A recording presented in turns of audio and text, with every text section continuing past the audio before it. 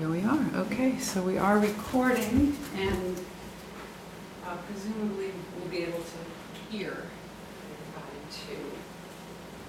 So thanks. We're going to be talking with our point 2 on the Enneagram representatives here, and this point is called the helper or the giver. Twos have a great capacity to empathize and to understand and really feel what others are feeling, what others' needs are. It's a strong focus for this point, and sometimes it's possible that there may be more focus on the other person's needs and feelings than on one's own too. So there's just tremendous value placed on personal relationship and taking care of others. Twos will often engage others with very sort of a positive kind of up energy, actually. Similar to my own point as a 7, sometimes we are mistaken for each other. I sense from the twos, I know that there's a feeling of an interested attitude. So as a 7, though, we can resemble point 2s in that kind of positive outlook, and we both tend to move toward others for connection. A 2 may sustain the contact longer than my point might, so that might be a way to recognize the difference. And today I'm going to work a little against my point bias as a 7 and try to touch on not just the positive, but also some of the challenging areas as well. So that's my intention anyway. So why don't we do a little inner practice now, and you may close your eyes, leave them open, but whatever allows you to bring your attention in. You'll put the feet on the ground is always a good idea. And we'll do a little inquiry regarding aspects of this perspective. So really, let's just begin by following the sensation of the breath. Feeling the rise and fall of the chest as the air comes in, exits, and comes in. See if you can just begin to get a sense of your whole body, feet, legs, the weight of your seat on the chair.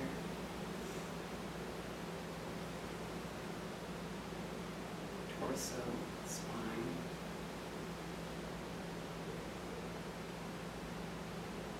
Head, arms, hands. Sense of perhaps the weight.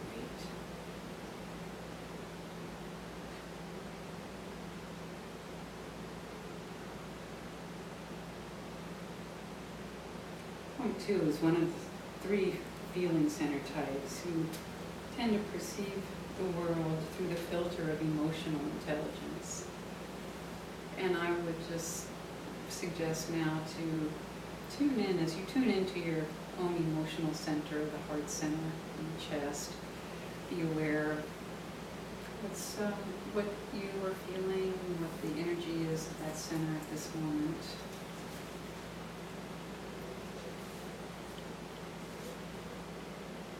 What's the quality of the energy there?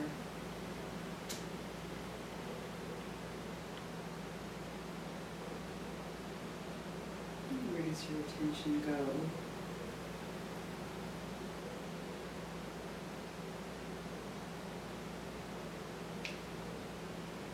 And as we continue to sit here with this inner focus, I'm going to describe a basic proposition for 2.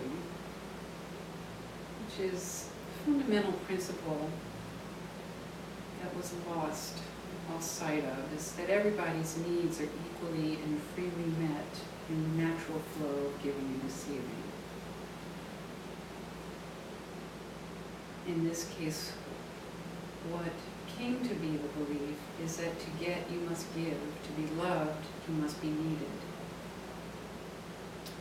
The adaptive strategy developed as a result of this belief is that I learned to get my personal needs fulfilled by being needed and by giving others what I felt they needed and wanted. And I expected that they would then do the same for me. I developed feelings of pride in being indispensable. My attention, because of this strategy, might often go on to the needs and wants of others, especially of people I care about and would like to have care about me. Relationships and the moment-to-moment feelings and emotions of others. It's said that my blind spots are my own needs and my intrusiveness into the lives of others.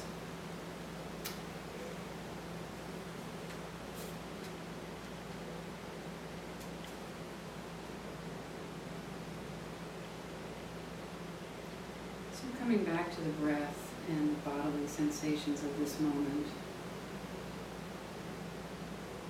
Go ahead when you're ready and gently open your eyes and bring your attention to the room.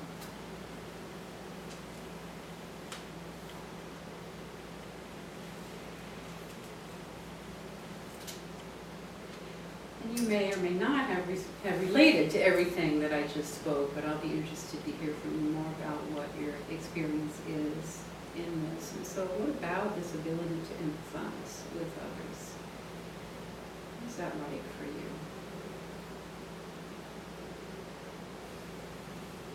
Well, I would say it just comes very, very easily, very naturally. It feels good. What feels good about it? Mm-hmm. It just is an easy way to connect with people, tune into people. Yeah. And people love it, I would imagine. Most of the time. Do you ever run into trouble with that? Well, I tend to be a little bit intense, and so sometimes maybe people are maybe a little put off from it. You know, it's not a casual thing. I don't know what you find. You know, so I'm someone that I don't have a lot of interest in small talk, or, you know, so I like to go right to that deeper kind of connection that I think is easy to go to. It's not always, you know, sort of the right situation to be doing that in. Right. You know, So maybe not everybody is available for that kind of connection. Yeah. And me as a 7, I'm perfectly comfortable with small talk. So I might get a little squirmy with a lot of intense connection. On the other hand, it does feel good. And it's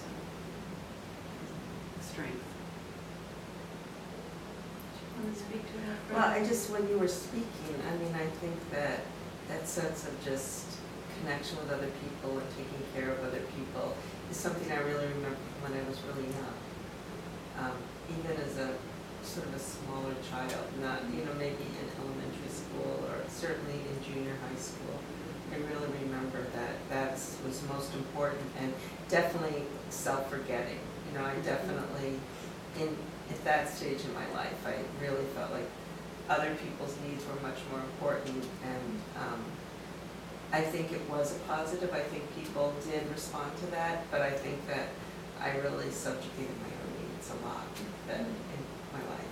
And I think I think at some point, I don't know where it was chronologically, but I guess I realized that I needed to take care of myself. So I've worked on that a lot, but it's been definitely work. It's definitely really getting in touch with what I need. Because there was a period of time when I felt like it would be selfish to put my own needs in front of somebody else's. Right. And Where'd you get that?